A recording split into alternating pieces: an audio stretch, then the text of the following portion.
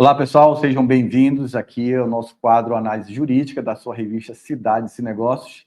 E hoje eu vou ter a honra de poder dialogar com a doutora Gabriela Pércio, e a gente vai tratar de um assunto que, na minha opinião, pessoal, dentro da área, né, vamos falar aqui do tema licitações e contratos administrativos, da nova lei de licitações, lei 14.133, talvez seja um dos pontos dos mais relevantes dentro da nova lei de licitações. Ainda falo nova, mas a gente sabe que ela não é tão nova ainda, né? Mas, enfim, mas que eu entendo que também é um assunto que ainda não tem a atenção devida.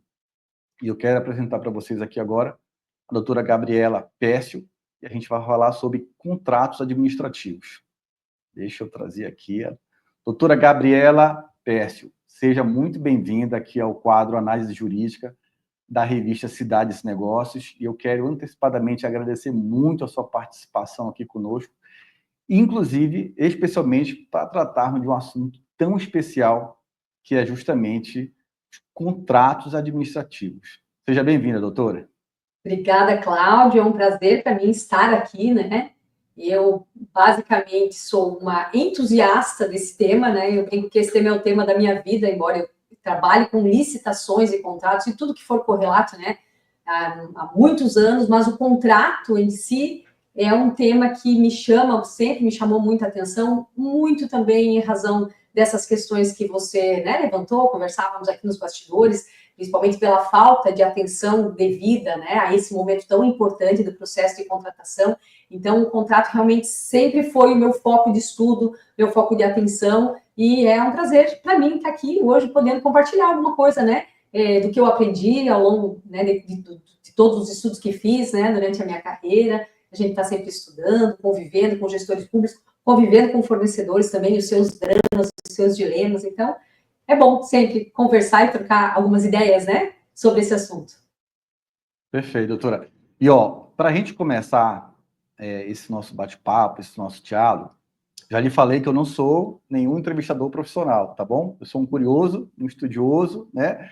E é muito importante para a gente, para o nosso público, para mim é uma satisfação pessoal ter aqui alguém, uma profissional como a senhora, para poder falar de um assunto tão importante que a senhora domina tão bem. E antes de eu lhe fazer a primeira pergunta, que eu quero que a senhora se apresente para o nosso público, eu quero apresentar para o nosso público aqui uma obra escrita pela senhora, e aí, em seguida, eu quero fazer essa pergunta para que a senhora se apresente, na verdade, para o nosso público. Deixa eu levantar aqui, deixa eu ver se eu...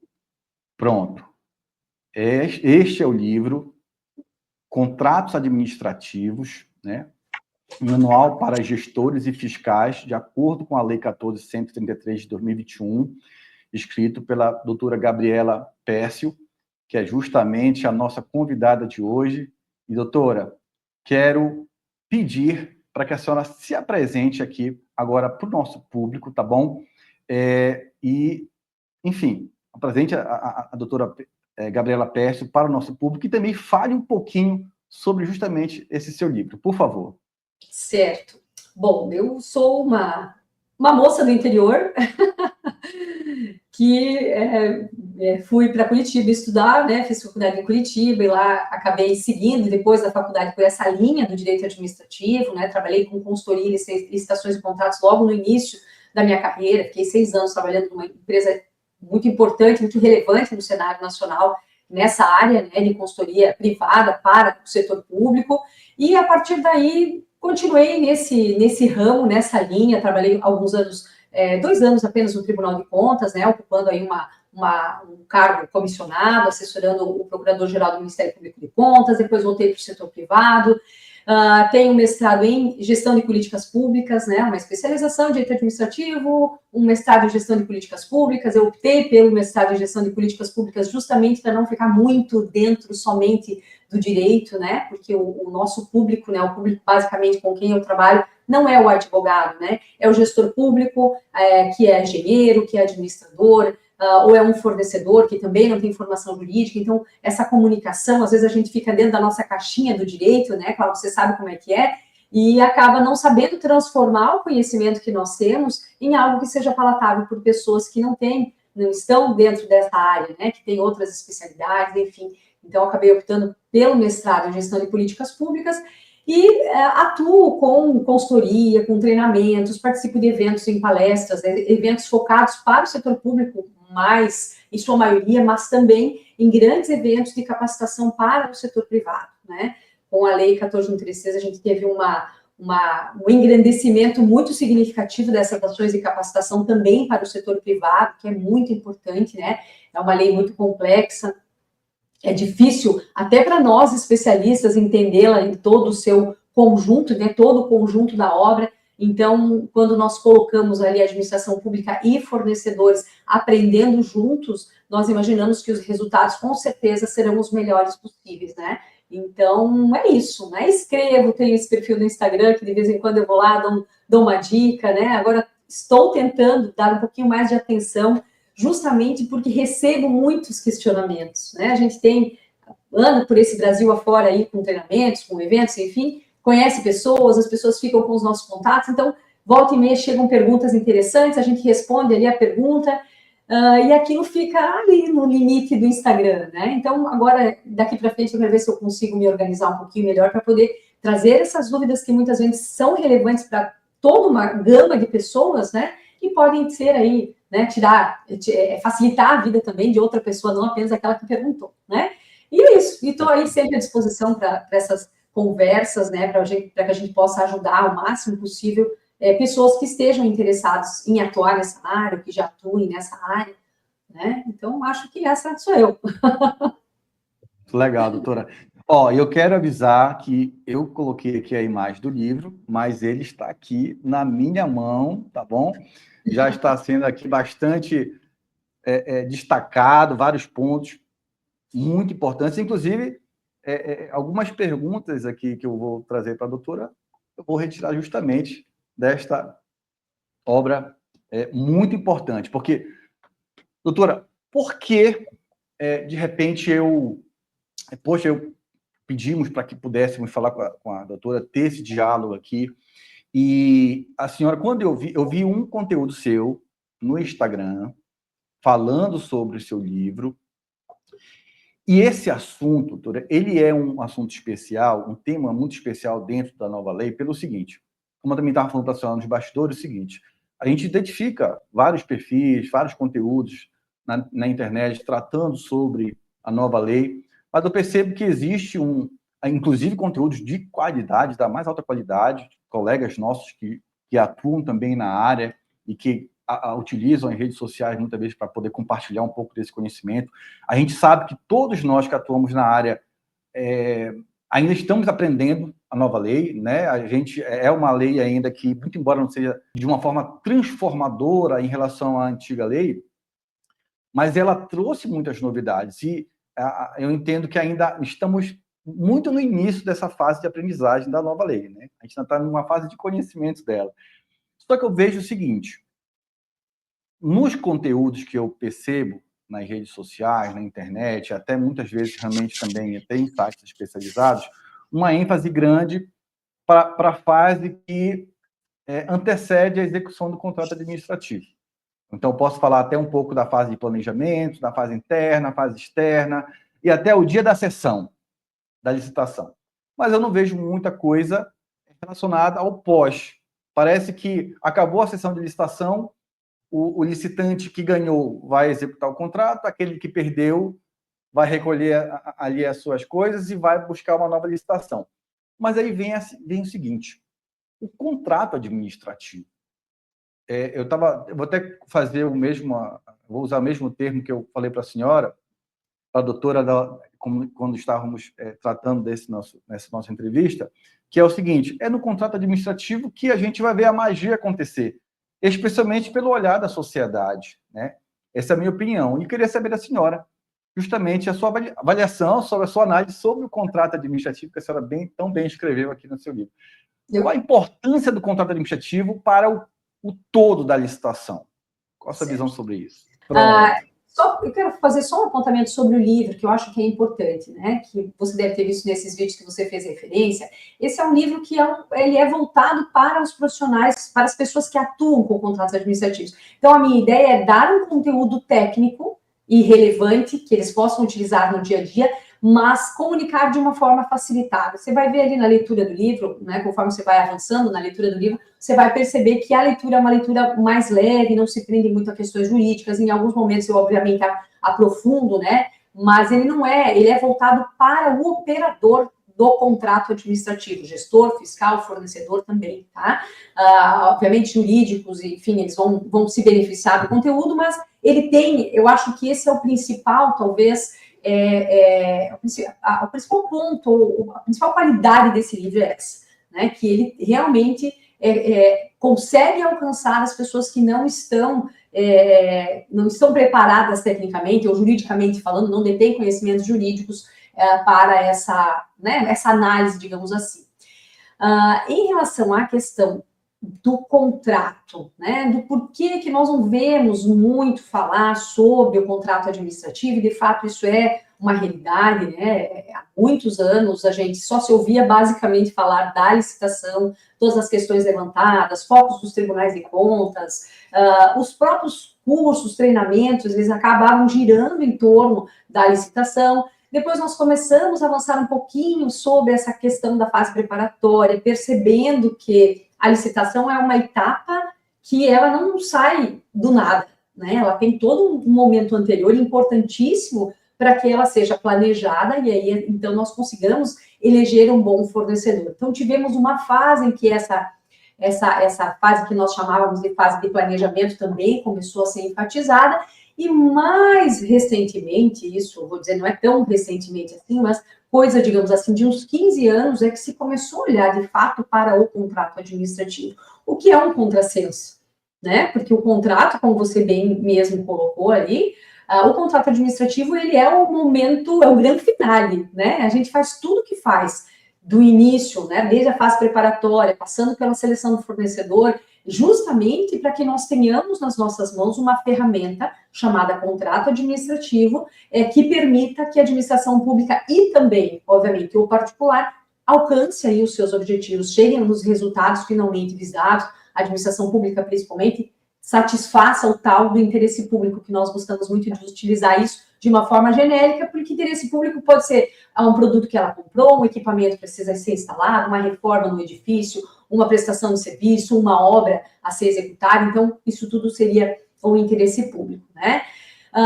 Com a lei 14.133, hoje, o cenário que nós temos é diferente do que nós tínhamos na 866. Então, de certa forma, essa lei tratou de uma maneira muito equilibrada dessas 3 fases do processo de contratação. Então, ela tratou da fase preparatória com muito detalhamento, ela tratou da fase de seleção do fornecedor por meio da licitação, a contratação direta, dispensa e exigibilidade, e ela também trouxe uma quantidade muito maior de disposições sobre o contrato administrativo. Então, temos ali essas 3 fases tratadas na lei, então, ao menos formalmente, nós temos esse equilíbrio, né? Na prática, de fato, concordo com você. O que nós vemos? Um olhar, talvez, até mesmo da própria imprensa, né? Muito maior sobre o que a administração está pretendendo fazer, ou seja, aquilo que ela está licitando ainda, ou contratando, mas depois, quando termina a licitação, não se sabe exatamente como aquele contrato aconteceu. Se o contrato foi cumprido adequadamente, se os preços eventualmente foram revisados, quanto a administração pagou, de fato, por aquele contrato, se ela teve que alterar o contrato porque ela não executou um planejamento adequado. Então, realmente, nós não temos essa investigação. E isso muito se deve, Cláudio, à falta de transparência dos próprios portais da administração pública, que é uma deficiência que a Lei 14.133 pretende sanear. De que maneira? Ela criou, né, o Portal Nacional de Contratações Públicas, que é a gente chama um grande hub, digamos assim, né, onde todos os órgãos públicos, sejam federais, estaduais, municipais, judiciário, legislativo, todos vão levar as informações sobre as suas contratações, começo, meio e fim, para dentro desse portal. De maneira, né, que qualquer pessoa tem acesso a essas informações. Então, não apenas os portais de transparência, que precisam em muito ser aprimorados, os portais de transparência dos órgãos públicos, né? Que às vezes a gente chega, entra lá e está lá o portal, mas a gente não consegue obter informação nenhuma. Né? O portal ele é muito complexo, né? Para um cidadão comum ir lá e buscar uma informação. Então, além do portal de transparência, nós vamos ter o Portal Nacional de Contratações Públicas que vai permitir, em tese, com maior facilidade, que nós tenhamos esse acesso, né, esse controle social sobre os contratos administrativos também. Tá? Então, numa visão bastante otimista, né, quando nós tivermos o Portal Nacional de Contratações Públicas operando full time, quando todos os órgãos públicos já estiverem implementado a Lei 14.133, com contratos decorrentes a 14.133, publicados lá, né, com todas as informações também pertinentes à sua execução, nós vamos ter um cenário aí de bastante transparência e bastante favorável ao controle social.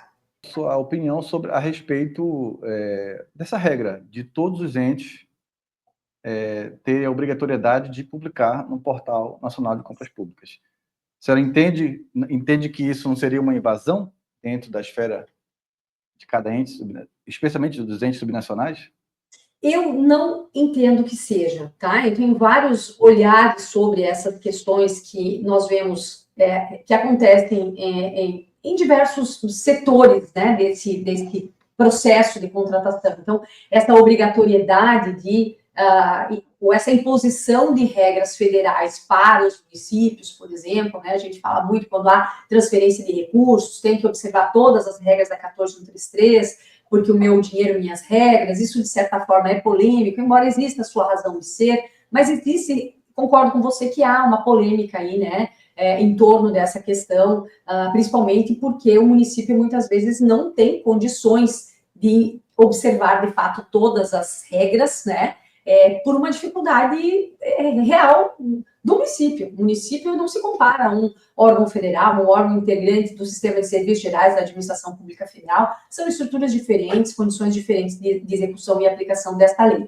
Mas o que tange ao Portal Nacional de Contratações Públicas, eu não vejo dessa forma, né? Porque eu penso que nós temos um princípio fundamental desta lei, que é a transparência absoluta por meio até mesmo da eletronificação das compras públicas, né, que é um termo que vem sendo utilizado, se não me engano, foi o nosso querido professor Rafael Sérgio de Oliveira que cunhou, né, a gente já não sabe muito bem quem foi, porque isso começa a reverberar, né, enfim, mas essa eletronificação das compras públicas que permite que as pessoas acompanhem, né, estejam vendo o que está acontecendo até mesmo em tempo real, né?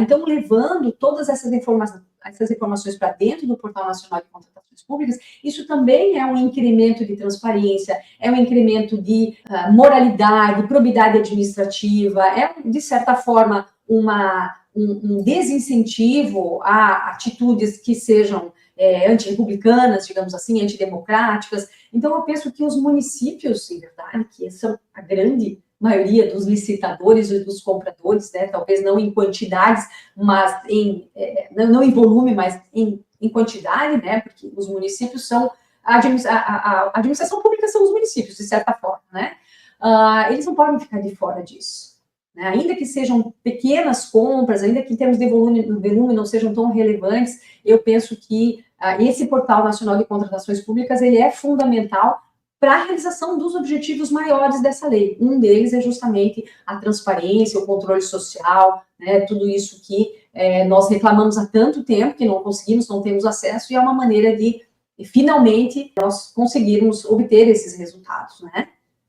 Então, penso que o portal, na minha avaliação, não invade, né, essa imposição do portal, ela não invade a seara de autonomia dos municípios. Tá?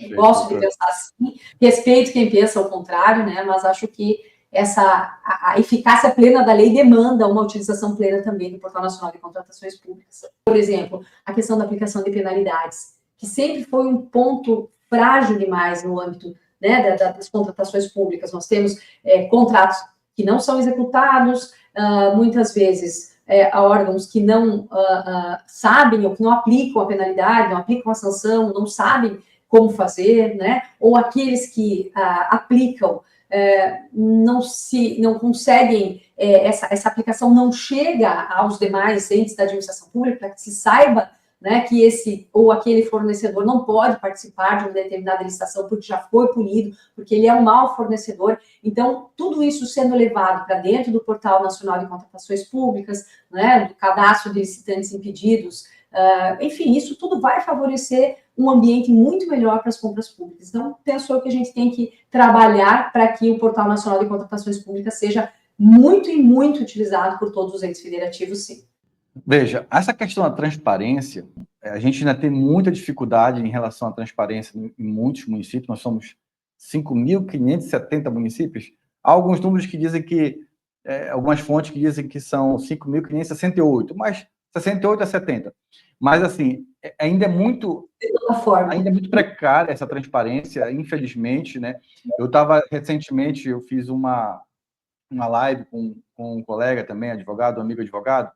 Eu estava falando com ele sobre a questão só falando sobre transparência e falando o seguinte: olha, muitas vezes a gente vê alguns processos licitatórios e, assim, a gente vê as mais diversas situações, e a gente fala, gente, é perceptível que estão fazendo por onde não ter transparência. Então, muitas vezes, o processo licitatório ele é publicado em determinado portal, que foi contratado pelo município para poder fazer ali a sua publicação, e aí existem ali algumas táticas, vamos dizer assim, que é assim, vamos pulverizar documentos do processo licitatório. Então, coloca-se uma parte dos documentos naquele portal que foi contratado, a outra metade lá dentro do portal da transparência do próprio município, aí a gente vê ali um outro pedaço lá no portal de transparência do Tribunal de Contas, porque existe uma normativa do Tribunal de Contas que existe a obrigatoriedade da publicação,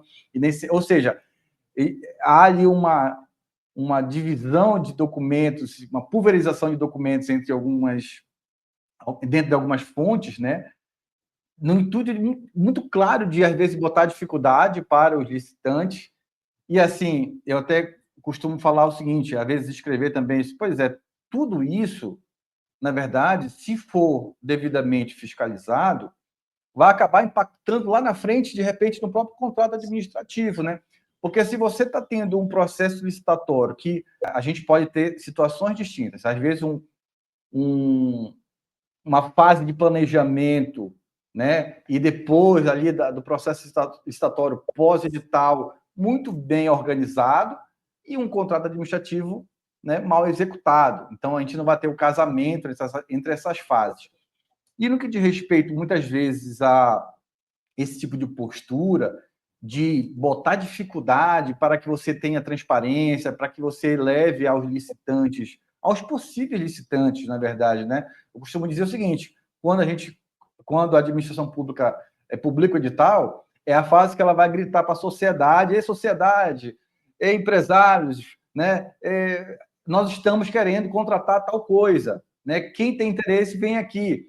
E é importante que se dê essa ampla publicidade, essa transparência, porque é justamente quando a administração vai tentar buscar ali o melhor fornecedor, o melhor licitante, a melhor proposta, e para que, no final das contas, possa-se bem executar o contrato administrativo que vai ser celebrado. Mas também, quando a gente tem uma realidade que é essa, de poder colocar as maiores dificuldades para a transparência, que nitidamente está sendo feito, que não dá para... assim, eu falo assim, gente, o que eu menos gosto desse momento, doutora, o que eu mais fico indignado é o seguinte: estão querendo subestimar a inteligência da doutora Gabriela Pércio, entendeu? Então, estão querendo também subestimar a minha inteligência no sentido de fazer essa pulverização de documentos. Só que isso pode ter reflexo também lá na frente, porque e um prejuízo grande para os cofres, né? Porque se você detecta posteriormente à análise, à assinatura de um contrato administrativo, que aquele processo foi forjado, que ele foi totalmente manipulado, a gente vai ter o risco lá na frente desse contrato ser suspenso. Então, a gente vai estar tendo uma obra que se iniciou, que ela de alguma forma foi iniciada, tem ali o início de uma obra, mas aí depois vai ter a atuação do órgão fiscalizador ali, do Tribunal de Contas, ou o próprio Poder Judiciário mesmo, aí vai ter a paralisação de obra, vai ter gastos públicos ali que vão ser dinheiros, o recurso público jogado no lixo, vai ter o transtorno da obra sendo iniciada e não ser finalizada. Ou seja, eu não entendo, na verdade, né? Por que a gente ainda tem tanta dificuldade de respeito à transparência pelos órgãos públicos, sabe? Porque, assim, eu entendo também que existe nesse momento, doutora, inclusive agora, eu fiz uma reflexão outro dia no seguinte sentido. É verdade que desde o ano passado, a Lei 14.133 está reinando soberanamente, sozinha, certo? Sem a anterior, a 8.666. Porém, doutora Gabriela Pesce, ano passado, nós tínhamos uma realidade que era ano eleitoral. E para quem conhece os bastidores, o dia a dia de administração municipal, sabe que o último ano de mandato é um ano muito conturbado, porque a gente está falando de processo eleitoral, os agentes, né, do alto escalão estão ali muito envolvidos com o processo eleitoral. A gente está falando do último ano de mandato, então existe toda uma dinâmica especial no que diz respeito aos processos licitatórios. E, ao mesmo tempo, ano passado, nós tínhamos a necessidade dos agentes públicos, especialmente os assessores, de passar a entender a nova lei. Porque a gente acabou acontecendo no Brasil todo, deixou-se para cima da hora, a gente sabe disso. Ficou para cima da hora a pegar a nova lei e realmente entender, porque até o último dia que foi possível usar a anterior, foi utilizada. Só que no primeiro ano, vamos dizer, sozinha da nova lei, a gente teve processo eleitoral. Então, eu estou fazendo a seguinte reflexão. Esse ano, de 2025, realmente é um ano que a lei está sendo ativada pelos municípios de uma forma, olha, não tem para onde correr, é só essa lei, não tem processo eleitoral. Ano passado, quem estudou um pouquinho a lei, esse ano, a depender da situação política do município, foi tudo perdido, porque se foi feito o estudo da nova lei pelo grupo político que perdeu, né, não está mais na máquina administrativa. Se foi feito pelo gestor que se reelegeu, ok, o prejuízo é um pouco menor. Mas eu sempre digo o seguinte, de qualquer forma, mesmo que tenha sido prefeito reeleito, sempre há um secretário novo, vereadores que de alguma forma têm ali uma colaboração dentro da administração, ou seja, pessoas novas vão entrar na administração, dentro daquela esfera de poder, e essas pessoas novas que vão entrar, muitas vezes, a gente sabe que é assim, porque não existe profissional da área em abundância no mercado. Na verdade, existe escassez. E quando você tem novos assessores com novos gestores, essas pessoas vão ter que começar a estudar a nova lei. Né? E eu sempre costumo dizer o seguinte, como o mandato não é reinado, então a cada dia de mandato é um dia mais de experiência, mais um dia menos de mandato. Né? Então, quem entra no dia 1º de janeiro, ou quem entrou no dia 2 de janeiro na administração municipal, tem nenhum conhecimento da nova lei, e essa pessoa vai dizer, não, preciso de 6 meses para me qualificar. São 6 meses menos de mandato. Mas a dinâmica, a necessidade da sociedade continua. Continua. Né? Então, assim, mas eu acabei pegando outro rumo aqui, mas voltando para a transparência. Por que, doutora? Por que, doutora Gabriela, qual é a sua visão, qual é o seu entendimento sobre isso, essa dificuldade dos agentes públicos em dar a devida transparência, porque não é mais uma coisa nova, não é mais um assunto novo, a exigência da transparência, de modo geral na administração, né? Mas especificamente dentro do processo licitatório. Qual é a sua opinião, a sua avaliação sobre isso? Cláudio, olha, isso teria que fazer um doutorado para estudar isso aí, né? Fazer, enfim, as análises necessárias, né? Porque é um tema muito complexo. Primeiro, claro, tem toda essa questão da gestão do conhecimento que você mencionou, né? Essa rotatividade que nós temos no âmbito dos municípios também. E acontece porque os municípios lançam sempre mão de profissionais privados, né, para atuarem nessa área da licitação. Antes era, né, os pregoeiros, assessores jurídicos, agora com a nova lei foi toda uma discussão sobre o pregoeiro, que não pode mais ser, né, que precisa ser um servidor efetivo dos quadros da administração pública.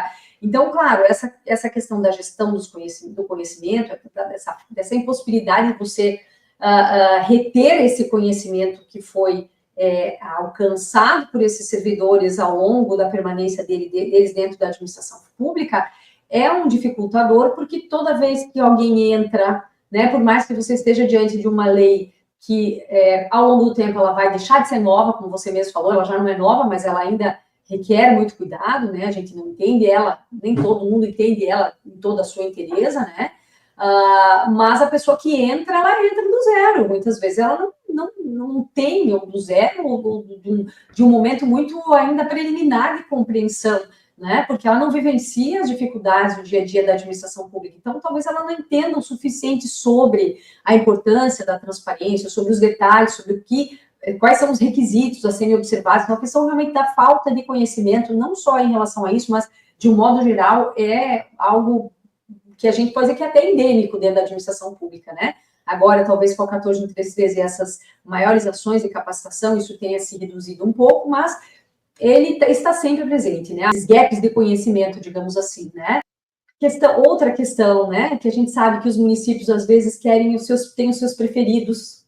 Às vezes, isso significa ou não algo escuso, mas você com certeza tem os seus fornecedores preferidos das coisas que você compra. Né? Você compra vinho, você compra café, você compra coisas, né? A gente gosta de coisas, de comprar coisas, as mulheres gostam de roupa, enfim, né? Então a gente tem os nossos preferidos. E a gente tem a liberdade de ir lá no nosso preferido e comprar do preferido, se a gente quiser, ainda que seja mais caro, né? A administração pública não pode ter essas preferências. Porém, às vezes nós sabemos, principalmente no âmbito dos municípios, que existe uma forçaçãozinha ali de barra para o preferido chegar na licitação, ganhar a licitação, às vezes isso significa uma burla, né, efetiva para fins de ganhar vantagens indevidas por algum grupo de pessoas públicas ou privadas, enfim, mas outras vezes, de novo, é uma falha, né, no conhecimento, é uma falha na noção do que é a gestão da coisa pública. Parece ridículo, às vezes até a gente falar, nossa, mas imagina, e de fato, né, a gente encontra pessoas realmente que não têm a noção exata do que é ser um servidor público, de como conduzir o trato com a coisa pública, de que o que é público é de todos, né? Então a gente tem que ter o cuidado da coisa pública, porque o que é público é de todos, então não é meu, eu não estou aí gerindo algo que está sob a minha disponibilidade. E tem muita gente que ainda não entende a real magnitude disso. Quanto menor o lugar, quanto menor o município, quanto menor a unidade administrativa, talvez maior a sensação que a pessoa tem de que aquilo é dela, ou que ela tem condições de dar a melhor destinação, porque ela está lá, porque ela obteve essa posição, porque de fato ela tem condições de determinar esses caminhos. E a gente sabe que não é assim. Existe o princípio da legalidade, existem vários outros princípios a serem observados, né, para quem utiliza aí, né, de recursos públicos para fazer com que o interesse público seja satisfeito. Enfim, né, eu acho que são vários pontos aí que podem interferir nessa má condução, né, nessa má aplicação, ou de um desrespeito, digamos assim, ao princípio da transparência, mas também, muitas vezes, falhas de sistema, né, os próprios portais de transparência que não são bem elaborados, às vezes existe até uma boa intenção do gestor que contratou uma empresa para fazer lá um portal de transparência, mas o desenho daquele portal não é um bom desenho, então isso também acaba ocorrendo ali uma barreira à maior transparência. Em relação especificamente às convocações, e essas situações que você falou dos documentos que são pulverizados, né? De fato, isso é algo que não tem muito como a gente controlar, né? Se houver essa intenção de pulverizar. Então, o prejuízo é muito grande, né? Porque, eventualmente, um Tribunal de Contas vai verificar, vai identificar essa falha que foi cometida intencionalmente ou não pela administração pública, e isso pode trazer repercussões na esfera do contrato e da satisfação do interesse público, porque ele pode ser suspenso, eventualmente pode ser anulado. Hoje a gente tem um outro sistema, né, pela nova lei, tem um outro sistema aí de nulidades que dá preferência, digamos assim, à manutenção do contrato, mas eventualmente ele também pode ser anulado, e tem uma repercussão na esfera do servidor público, que era responsável. Né? E muitas vezes isso repercute também na esfera do fornecedor que entrou nesse barco. Né? Eu gosto muito de, quando eu trabalho, quando eu falo com os fornecedores, eu sempre procuro chamar a atenção e dizer, gente, Quando esmola demais, o santo desconfia. Então, tenham cuidado, né, quando vocês veem uma situação que favorece, de alguma maneira, que é muito favorável a vocês, entendam o quanto isso representa, de fato, um benefício e quanto isso pode trazer um problema lá na frente. Vamos imaginar, né, a administração pública quer fazer uma alteração a um contrato, né, o fornecedor vai dizer, não, ok, eu quero, quanto mais, melhor, porque eu quero entregar mais, eu quero ganhar mais. Mas calma, veja se isso realmente... né, está dentro das suas possibilidades, você consegue entregar dentro do prazo, né? Então, tem vários aspectos aí que poderiam ser levantados, eu já divaguei aqui por um outro caminho também, né? Mas são os problemas complexos que envolvem a administração pública e a contratação pública em si, né? É um processo amplo, grande, multidisciplinar, né? A gente, dentro do processo de contratação pública, a gente trata de tudo e mais um pouco. Então, não é simples, né? A gente precisa realmente de pessoas capacitadas trabalhando sobre isso. Inclusive, eu quero até comentar algo que você falou sobre a nova lei, né? Que essa nova lei, ela não foi compreendida como algo transformador dentro da administração pública, né? E eu, lá no início, eu também tinha esse olhar, né? Porque, de fato, ela repete muita coisa de legislações que já existiam, de entendimentos de Tribunal de Contas e tal. Mas, com o tempo, o amadurecimento que nós estamos tendo, olhando e entendendo essa lei como um todo, que ela é imensa, até que a gente consiga juntar todos os pontinhos, né? Um artigo que está lá no início, juntar com o que está lá no final, isso vai demorar um tempo ainda, né? A gente precisa de fôlego ainda para poder dominar realmente todos os aspectos dessa lei. Mas a gente já consegue perceber que ela tem alguns impactos bastante significativos para o bem, digamos assim, para melhor, né? Nós estamos falando de um deles agora, que é o PNCP, né? Que é o aumento da transparência, que é essa dificuldade que se tem de controle social. E em relação ao contrato administrativo, eu acredito muito que o contrato da 14133 ele tem um poder transformador, porque essa lei traz para o universo das contratações administrativas um olhar diferente.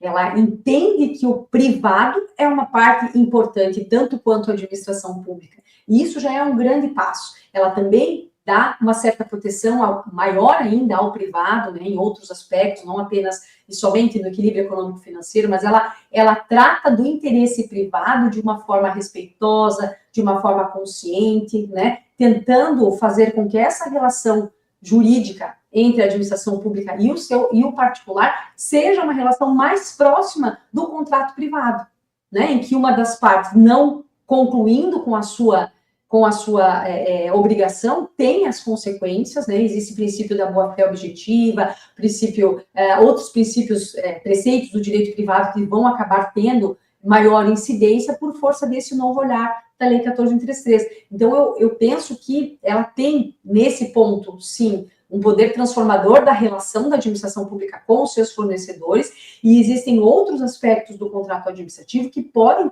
também vir a transformar o cenário dos contratos e das contratações de um modo geral. Por quê? A lei, ela traz um dos pontos, talvez, de maior alteração e maior mudança, né, enfim, em relação ao diploma da 866, é a questão do prazo de vigência, de duração dos contratos.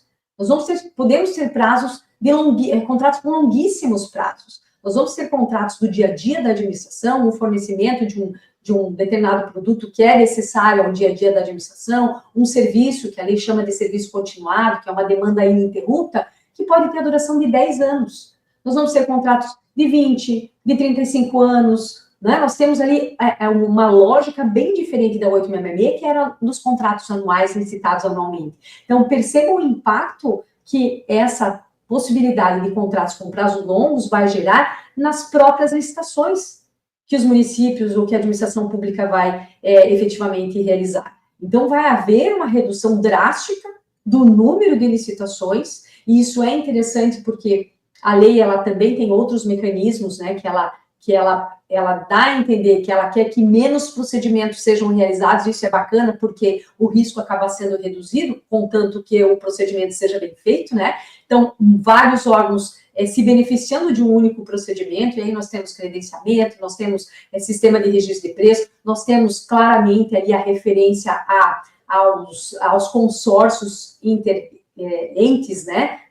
para que haja ali um único ente realiza a licitação e outros tantos se beneficiam. Nós temos a adesão ao sistema de registro de preços, que também é algo muito interessante, que era questionado na época da 866, e agora está na lei como sendo algo lícito, apesar do que nós vimos recentemente na mídia, né, umas situações aí de burla, e que infelizmente acontecem e acabam passando para a comunidade uma impressão negativa, mas o sistema de registro de preços e a adesão ao registro de preços são lícitos e, se bem utilizados, são ferramentas sensacionais. Então, existe sim, na minha avaliação, um poder muito transformador dessa lei. Os contratos administrativos, eles tendem, se bem utilizados, se bem compreendidos, os contratos da 14133, eles tendem a ser melhores ferramentas para a satisfação do interesse público do que os contratos da 8666. Sobre o setor privado, né? A gente entende que, pelo menos eu vejo a dificuldade que é, muitas vezes, o poder público ter profissionais qualificados dentro da máquina.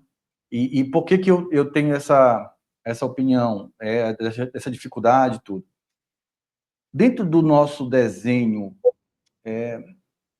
o próprio nosso desenho institucional mesmo, nacional, democrático, no que diz respeito à disputa pelo poder, é normal que, como acontece também no governo federal e também nos demais entes subnacionais, é esse compartilhamento do poder, né? Então, por exemplo, vou colocar aqui dentro do âmbito municipal. O prefeito se elegeu e ele tem um grupo político que o ajudou. É normal que ele tenha a indicações para compor ali o seu secretariado, a sua equipe de governo, né, de pessoas que estão ali no mesmo grupo político que ele. Eu não vejo nenhum problema nesse sentido. E a gente sabe também que essas pessoas, quando são indicadas, nem sempre possuem ali uma condição técnica para poder conduzir ali, não tem experiência, vamos dizer assim, né, para conduzir um órgão público e vai aprender. E dentro dessa indicação, nós temos algumas realidades. Então, por exemplo, situações distintas. Às vezes é indicado uma pessoa super técnica, no sentido de ele conhecer, ele ter uma experiência dentro do setor privado, uma pessoa experiente, uma pessoa que estuda, tá? que tem uma predisposição de conhecer, de estudar. Mas quando ele pisa dentro da esfera da administração pública, ele vai sentir um impacto muito grande quando comparado com o setor privado, porque a gente está falando de um outro universo. O universo da administração pública, do direito público, totalmente diferente daquele que ele tinha lá dentro do setor privado. Mas eu entendo que é super válido termos pessoas profissionais que tenham experiências, né, dentro do setor privado, que venha tentar contribuir com o poder público. Eu concordo e sou defensor dessa troca de experiência. Porém, eu sei também que é outro universo. Chegou dentro da administração pública, é um outro universo. Mas também nós temos aquelas situações em que quem vai assumir um órgão público, ali uma secretaria de obras, de saúde, é alguém que não tem experiência dentro do setor privado, enfim, que não tem envolvimento, de repente, com questões técnicas, e essa pessoa ainda tem a dificuldade de não ter o discernimento que, olha, eu não conheço, eu não estou preparado para ser um secretário de obras ou de saúde, tudo bem, mas eu tenho a consciência que eu tenho que me cercar de pessoas que possam colaborar comigo tecnicamente. Então, assim, o que eu vejo na dinâmica e no desenho dos órgãos públicos municipais? Quando essa origem ela é feita com dificuldade e com falta de conhecimento técnico, a gente vai ter um choque de realidade. Então, acontece muito isso nos municípios que eu conheço. Existe a origem com muitas dificuldades do processo licitatório, e quando ele é encaminhado para esses órgãos técnicos que possuem ali um corpo técnico muito mais consolidado, vai dizer, gente, não é assim. A gente já falou isso várias vezes, mas, na verdade, eles falaram isso várias vezes para aquele ex-secretário que estava com a sua ex-equipe, não para esse atual. Então, quando há essa rotatividade, começa do zero, começa tudo novamente, aquele conhecimento. Então, sempre haverá um choque de realidades e também uma realidade que é o desnivelamento de conhecimento. E isso emperra a licitação, isso atrasa, isso dificulta a qualidade do processo licitatório. E é uma realidade que a gente vê isso em muitos municípios. Queria também saber a sua análise sobre isso.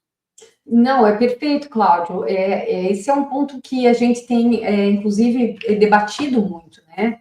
Porque essa lei, ela deixou muito clara a importância dessa fase preliminar, da primeira fase do processo de contratação, que é o momento seguinte, né? Então, tudo começa com uma necessidade que vai ser levada para dentro de um processo que vai ser aberto, né? Que a gente chama, tem um documento que formaliza, que oficializa essa demanda da administração, e a partir daí é necessário que sejam realizados estudos amplos, né? Sobre não só sobre a origem desse interesse, mas sobre principalmente qual a melhor forma de satisfazer esse interesse. Então, aí a gente vê a lei falar em estudo técnico preliminar, em termo de referência, em análise de riscos, né? Então, e todo esse processo prévio ao momento da licitação em si, ele é realizado dentro de um local com pessoas que a gente acaba chamando de setores requisitantes, mas nos municípios, em palavras simples, são as secretarias.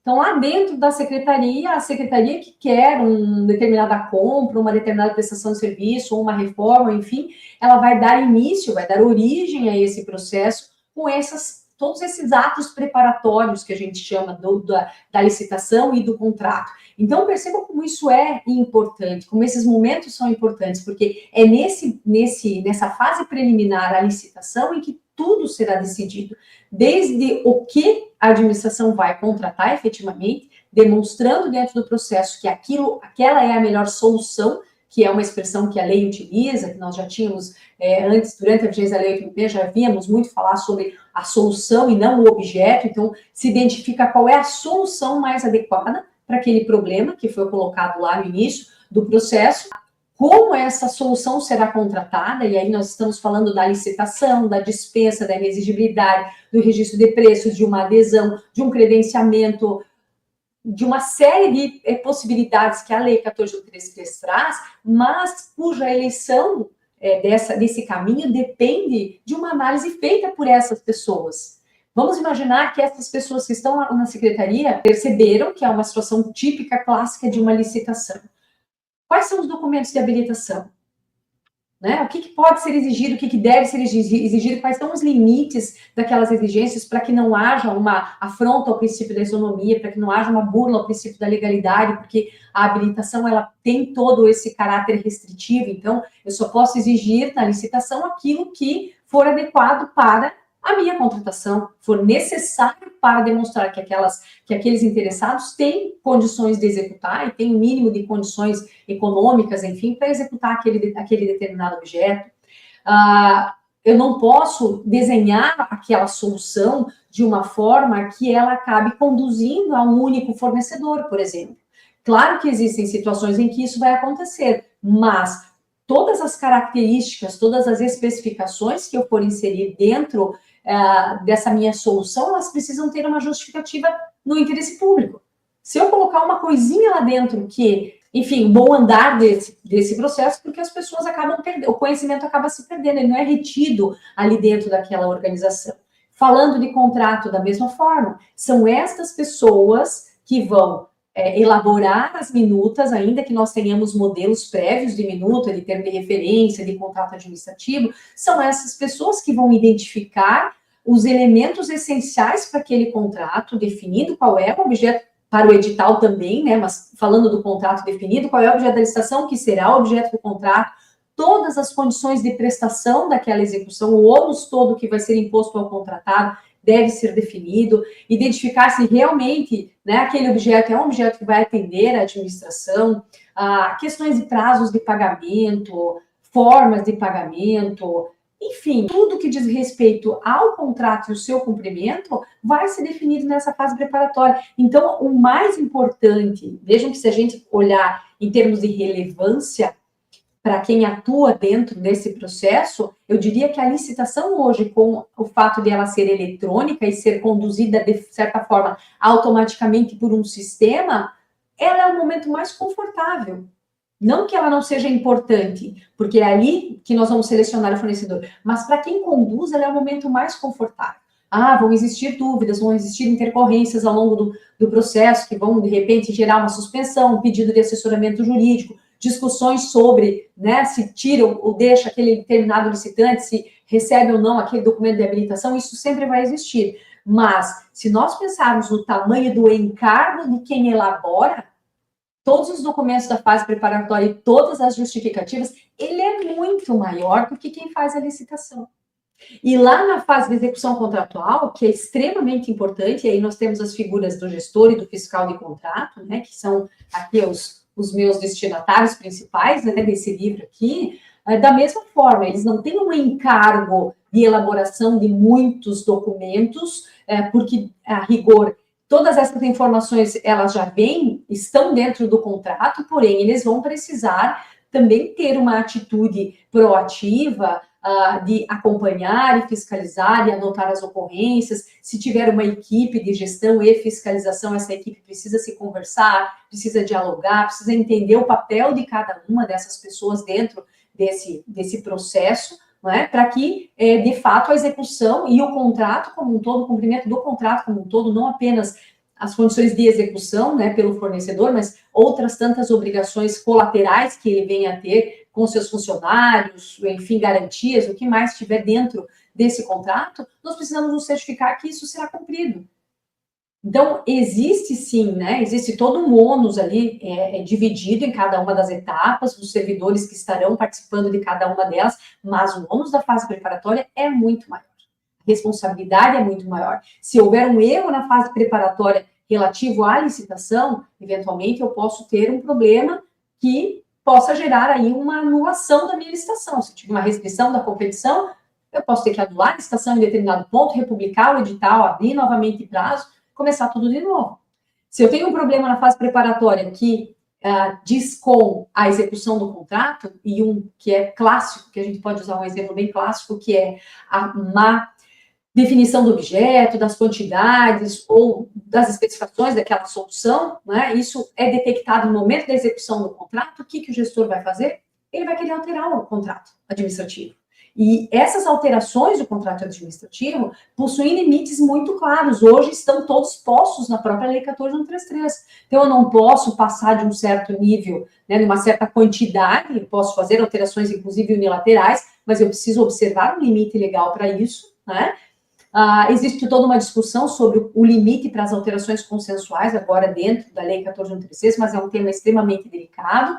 Eu não posso alterar o objeto que eu contratei, então eu posso fazer mudanças sutis e suaves, mas eu não posso transformar esse objeto em algo totalmente diferente, porque aí, obviamente, eu estou burlando o dever de licitar.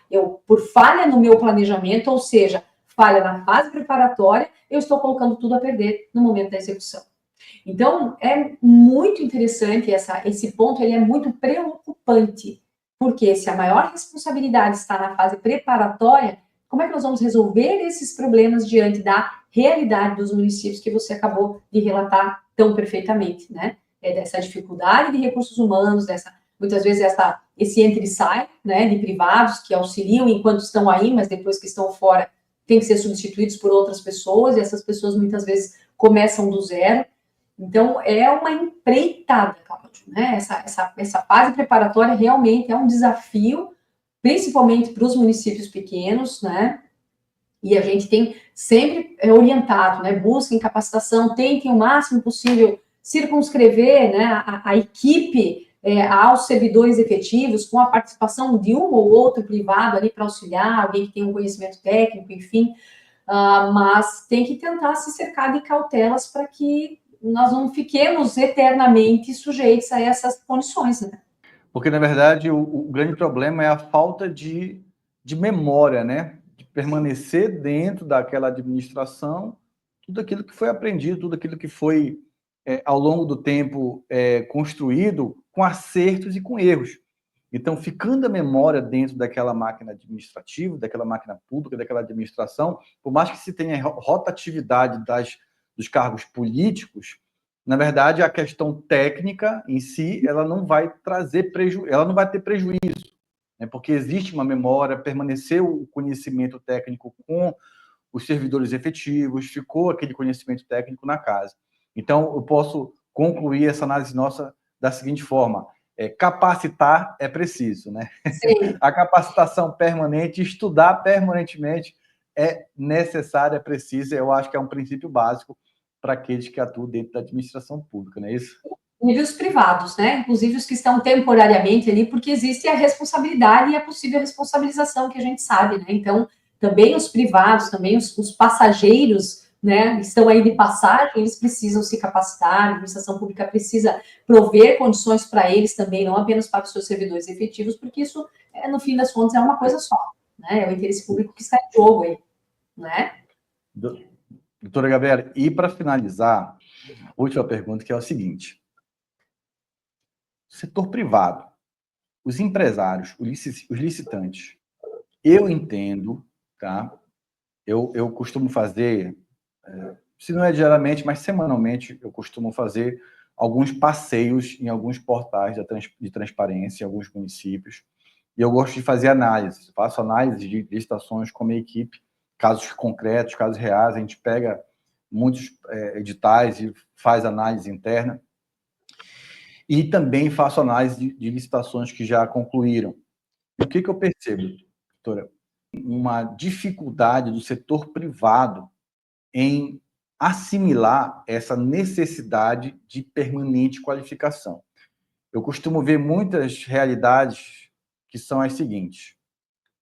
Muitas vezes empresas grandes, inclusive, eu não vou falar aqui só de exemplo de pequenas empresas, empresas médias, empresas grandes, muitas vezes são empresas que vencem licitações, e aí, quando a gente vai fazer uma análise, a gente percebe ali falhas que comprometeriam um contrato, tá? A execução de um contrato administrativo, mas que por algum motivo essas falhas não foram detectadas e essas empresas conseguiram concluir o contrato e ok, e ficou aquilo como experiência, como, enfim, mais um contrato executado. O problema é que essas empresas continuam com a seguinte prática: você chega, você detecta, você faz o comentário e aí a pessoa responde assim: mas sempre foi feito assim. Aí dá vontade de responder: pois é, mas sempre foi feito errado. O lance, o problema, a questão de sorte de vocês é que ninguém identificou isso a ponto de questionar isso judicialmente. Porque se você ganhou 10 licitações no seu currículo empresarial e você acha que você está com a mesma equipe, com a mesma pegada de atuação e você está arrebentando, eu quero te informar que se você cair uma única vez, você não estará arrebentando, você estará arrebentado, porque de nada vai ter valido a pena aquelas 10 licitações que você ganhou, porque se você cair uma única vez, de repente pode ter um prejuízo superior às 10 licitações que você ganhou anteriormente. Então, a necessidade de capacitação permanente, de qualificação, de entender a coisa, inclusive entender pelo lado do outro lado, porque se eu sou o setor privado, eu estou atuando como licitante, e aí, como você bem comentou mais cedo, doutora, olha, aí o meu cliente está detectando uma situação, poxa, isso nos beneficia, mas calma lá, isso aqui nada mais é do que um ponto gigante de vulnerabilidade que vai deixar você vulnerável no futuro. Então, vale a pena realmente, né, dar esse passo e você tem que olhar também pelo outro lado, porque é o seguinte, porque se a administração cometeu o erro, um erro crasso, e eu percebo e não falo e vou querer me beneficiar daquilo, lá na frente isso pode ser questionado. Só que você vai ser o licitante, você vai ser o contratado e você vai sofrer as consequências. Então, também é necessário que o licitante, na minha opinião, tenha esse olhar pelo outro lado, vamos dizer assim, não, houve um erro, mas esse erro não vai me beneficiar, porque, na verdade, se a gente assina um contrato, aqui, que se ele ler aqui o seu livro, ele vai entender, eu também estou vulnerável. Não é, eu não posso agir daquela forma. Eu sou esperto, eu percebi o erro, não vou falar nada e vou trabalhar para ganhar esse contrato e depois está tudo bonito. Não, vai estar tudo feio. Na verdade, vai ter um grande prejuízo e você pode, inclusive, ter um prejuízo significativo e sair do mercado, entendeu? Ou pelo menos por um tempo, né, dentro daquele local. Então, se for uma declaração de inidoneidade, de repente, não sei como que isso, dependendo do caso concreto, né, se for envolvido com o processo licitatório, você vai ter um grande prejuízo. Então, assim, eu queria lhe perguntar, para a gente finalizar aqui o nosso bate-papo, e liberar a doutora, como é que você vê, doutora, a questão do setor privado, no que diz respeito à permanente qualificação também? Porque eu entendo que há uma dificuldade desse setor privado, infelizmente ainda, com essa questão da qualificação permanente. Eu estou rindo aqui porque eu lembrei de uma passagem da minha vida que diz muito com isso que você está falando. Eu, há muitos anos atrás, no início, né, das consultorias, da advocacia junto ao setor privado, estava atendendo uma construtora de porte, né? E aí eu peguei um edital para analisar, mas eu tinha acabado de sair da consultoria para a administração pública, né? Então, quando você está trabalhando com a administração pública, você encara de uma forma, né, a situação. Agora eu estava trabalhando para um licitante, então ele era o meu cliente, querendo participar de uma licitação, e eu peguei aquele edital e falei tudo que estava errado, fiz a impugnação. O responsável me ligou e falou: doutora, muito obrigada, graças a Deus que a senhora existe, eu nunca vi uma impugnação tão bem feita, nós vamos anular essa licitação, não se preocupe. Eu falei: meu Deus do céu, meu cliente vai me matar, porque ele não queria, ele queria participar da licitação, tinha muita coisa errada, mas ele não queria, ele queria, provavelmente, né, se eu tivesse argumentado só um único detalhe que me beneficiaria, a licitação ia correr, ele ia alterar. Mas, enfim, né, eu ali na minha ânsia de contribuir, né, com que tudo corresse bem, argumentei e ele resolveu anular a licitação. Eu falei: bom, perdi um cliente, mas a minha consciência também está tranquila, né? Mas, enfim, essa coisa da síndrome de Gabriela, que eu não gosto muito desse nome por razões óbvias, né, do sempre foi assim, vai ser sempre assim, tá tudo certo, ela existe dos dois lados, né, no público e no privado. E o privado, de fato, não se atentava muito para essa necessidade de capacitação. E nós não víamos muita oferta também de cursos, de treinamentos, de eventos para o setor privado. Era tudo muito voltado para a administração pública. O que era um erro, obviamente, né? Porque, de um lado, nós muitas vezes tínhamos um servidor público extremamente bem preparado, porque capacitado, e do outro nós tínhamos fornecedores que não acompanhavam, não estavam na mesma página, digamos assim. Então, o diálogo ali não se estabelecia, era muito difícil, né, se a administração pública ela não conseguia sozinha alcançar os resultados pretendidos se o fornecedor também não estivesse preparado para participar da licitação de uma forma adequada, correta, né, de maneira que ele pudesse lá na frente assumir os compromissos que ele estava, desempenhar os compromissos que ele estava assumindo na licitação. Hoje eu vejo nitidamente, né, desde da lei da BINA e da lei 14.133, que esse movimento é bem forte no sentido de capacitação do privado.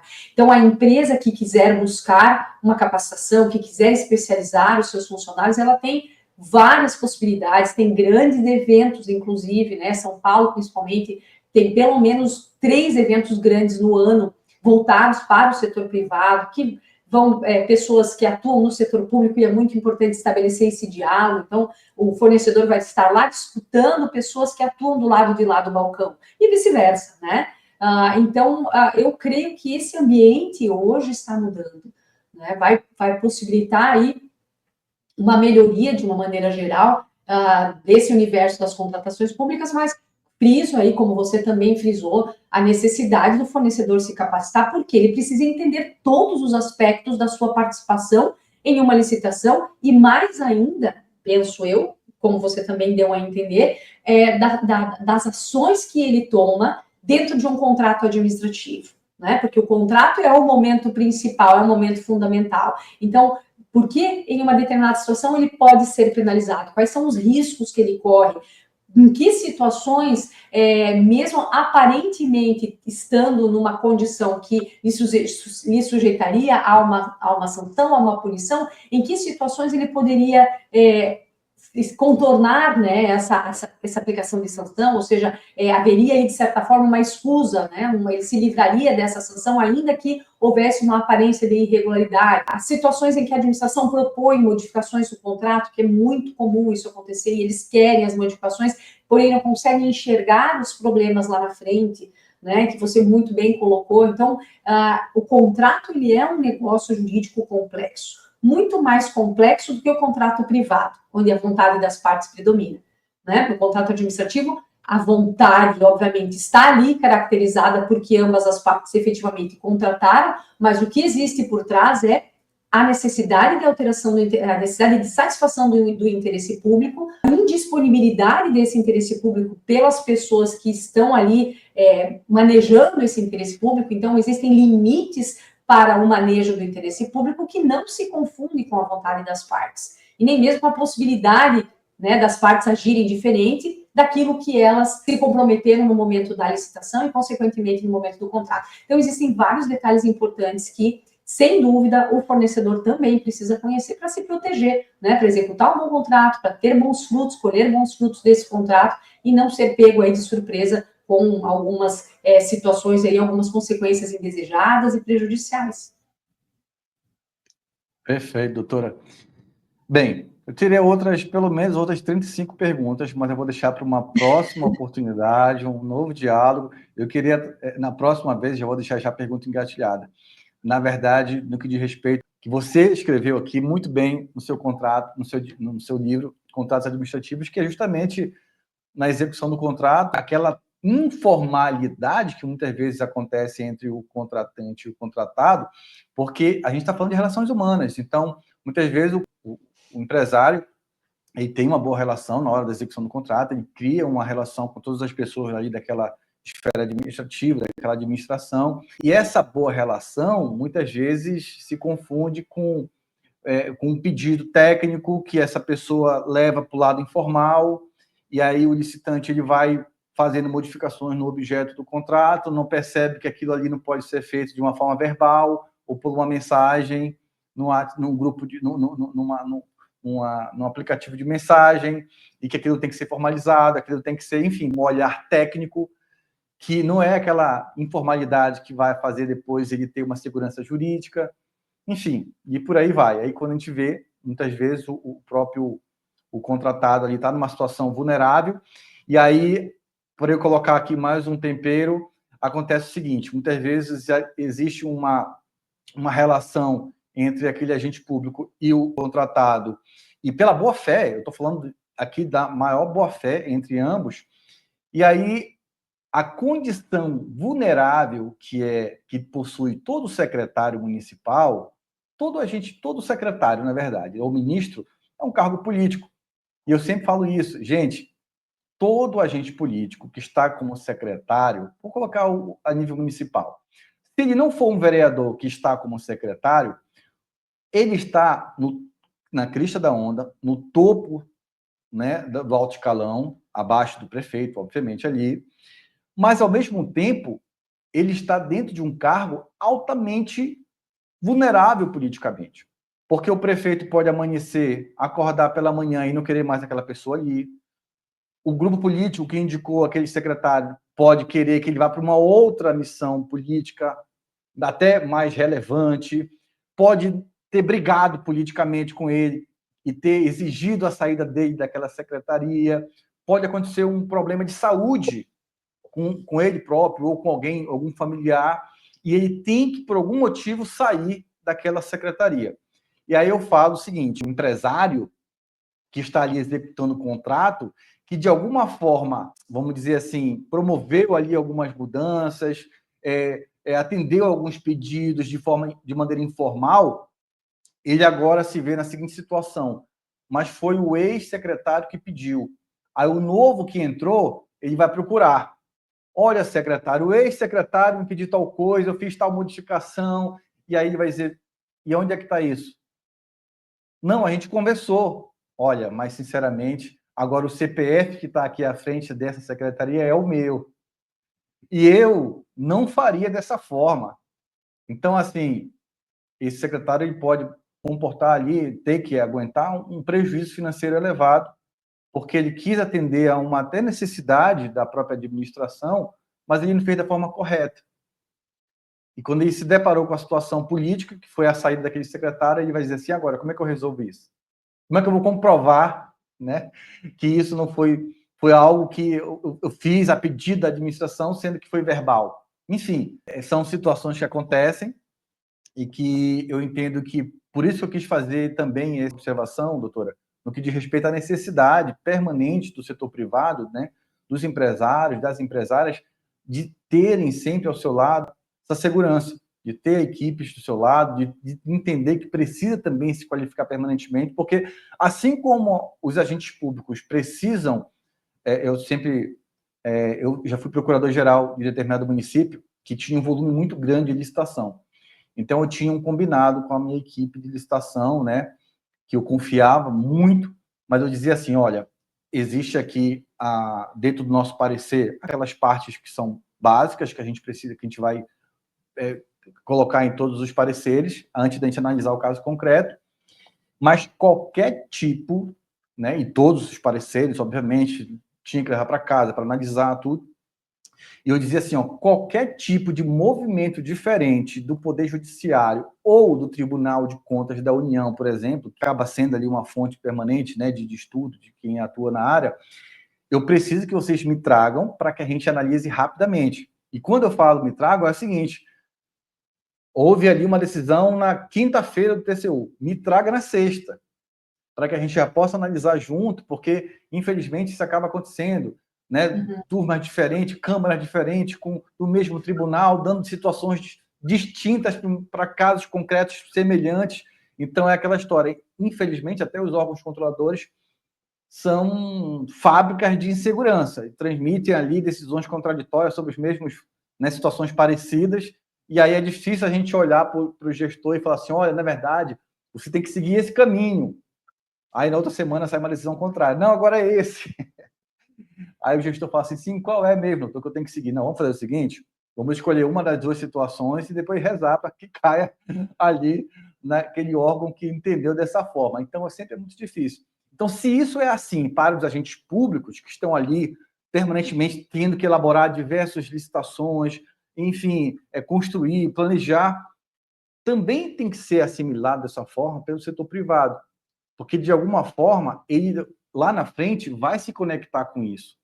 Então, se ele tem, dentro da esfera dele privada, a segurança de conhecer os processos licitatórios, de conhecer as regras do jogo, de estar atualizado com aquilo que é de mais novo dentro daqueles entendimentos, quando ele for celebrar um contrato ou participar do processo licitatório, ele vai ter a tranquilidade e a segurança de dizer assim, não, eu estou participando aqui, mas não confiando só do outro lado, daqueles que produziram o processo licitatório, mas sim no nosso conhecimento, no conhecimento da nossa equipe. E a gente vai somar força de alguma forma, né? Eu tenho aqui uma confiança no que está sendo feito pela administração, mas olhando também com minha visão aqui desconfiada, para que eu possa colocar o meu conhecimento em prática e aquilo que eu entender que está errado, eu fazer o questionamento, fazer a impugnação, fazer o pedido de esclarecimento. Por quê? Porque se eu vencer a licitação lá na frente, eu quero um contrato administrativo redondinho. Sim. Para que eu possa executar com tranquilidade. Perfeito. Mas é isso, doutor. Tranquilidade não tem preço, né? Então, vão, se capacitem, invistam, né? Não é nem um gasto, é um investimento. Acho que capacitação, né, é fundamental, realmente não tem preço. Concordo, assina embaixo aí, voto com o relator. Pronto.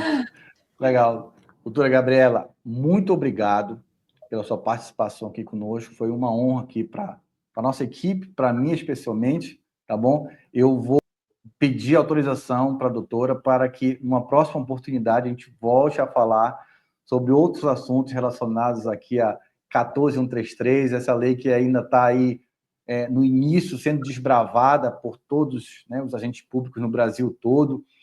E eu não tenho dúvida que esse conteúdo nosso aqui vai levar muito conhecimento para o nosso público, tá? E eu quero realmente, de coração, agradecer a sua participação aqui conosco, tá bom? Quero deixar aí agora um espaço para a senhora, enfim, tecer suas considerações. Sim, eu que te agradeço, é um prazer poder estar aqui, né? Como eu já falei no início, estou à disposição, basta conversarmos antes, organizarmos, né? É um prazer estar aqui, enfim, né? É o nosso papel também, né? Levar, disseminar os conhecimentos para que as pessoas consigam realmente, né, estar aí presentes nas licitações de um lado ou de outro, né, nas licitações e nos contratos, e fazendo da melhor forma possível, dando o seu melhor, né? E com tranquilidade, com segurança, enfim, como você mesmo falou. Tá? Então, estou à disposição. Doutora Gabriela, muito obrigado pela sua participação. A gente encontra você aqui numa próxima oportunidade. Com certeza. Estaremos aqui. Um abraço. Muito obrigada. Outro. Gente, é isso. Eu espero que vocês tenham gostado da nossa entrevista com a doutora Gabriela. Bem, eu vou reforçar aqui com vocês. Este é o livro da doutora Gabriela, Contratos Administrativos, tá bom? Eu vou colocar aqui abaixo, na descrição também, vou pedir para a nossa equipe colocar abaixo na descrição o título do livro, doutora Gabriela, e aí eu aguardo vocês numa próxima oportunidade. É isso. Abraço. Tchau.